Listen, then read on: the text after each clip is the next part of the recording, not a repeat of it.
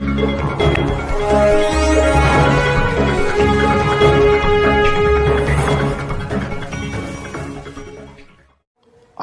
आप देख रहे हैं सिटी न्यूज़ 24। सिटी न्यूज़ 24 से मैं रजा जाफरी। आइए देखते हैं आज की मुख्य खबरें।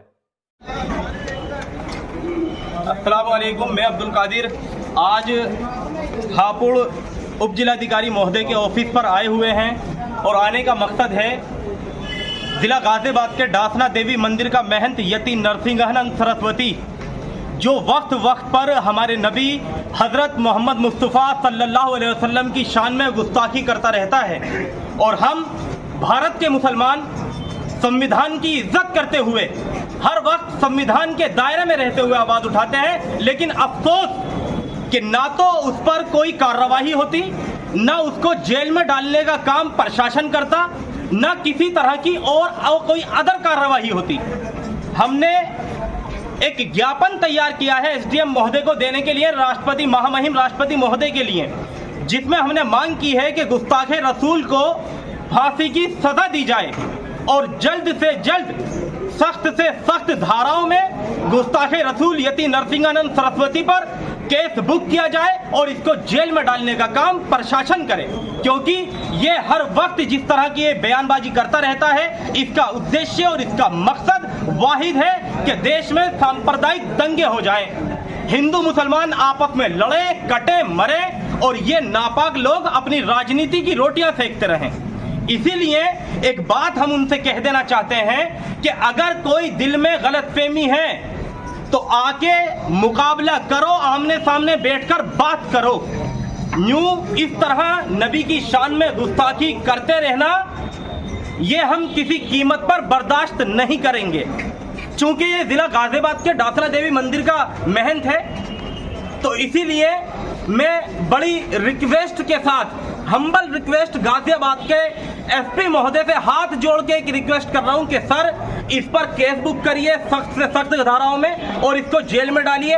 और चूंकि ये वीडियो हापुड़ में देखी गई है और हापुड़ के मुस्लिम समाज की धार्मिक भावनाएं आहत हुई हैं, इस वजह से हम हापुड़ के एसपी साहब से भी हाथ जोड़कर रिक्वेस्ट कर रहा हूं कि सर इस पर केस बुक करिए, इसको उठवाइए डासना देवी मंदिर से और उसको जेल भेजने का काम करिए।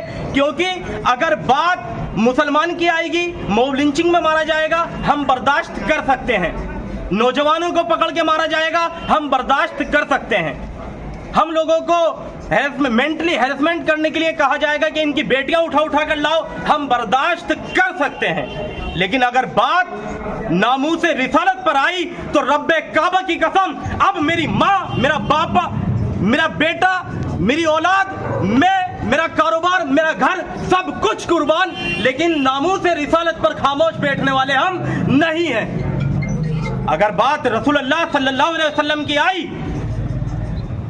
तो हम हंसते हंसते अपनी गर्दनें दे देंगे और हम फजर पर रकाब से भी पीछे नहीं हैं। इसीलिए एक बात कहना चाह रहे हैं कि ऐसे लोग जो देश में सांप्रदायिक दंगे कराने का अपना मकसद रखते हो, ऐसे लोगों पर सख्त से सख्त कार्रवाई की जाए।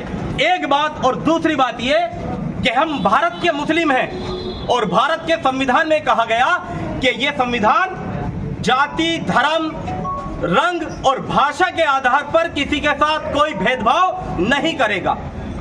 इस संविधान में कहा गया कि हर भारतवासी को अपनी मर्जी के मुताबिक जिस धर्म का प्रचार प्रसार करना चाहे करे, जिस धर्म पर चलना चाहे चले। जब संविधान ने ये कह दिया तो तुम होते कौन हो हमें रोकने वाले? अब या तो ये कहो कि तुम संविधान के दुश्मन हो, तुम संविधान को नहीं मानते, और अगर मानते हो तो फिर इस तरह की जो हमारे सामने हालात आते हैं, फिर ये बात जो व्यक्ति जहां का है वहां के प्रशासन के अधिकारियों को इस पर सख्त कार्रवाई करनी चाहिए। अगर कोई मुस्लिम भी किसी धर्म के धर्म गुरुओं के या किसी भगवान के बारे में कोई गलत बात बोलता है, हम उसका भी इसी तरह से विरोध करेंगे।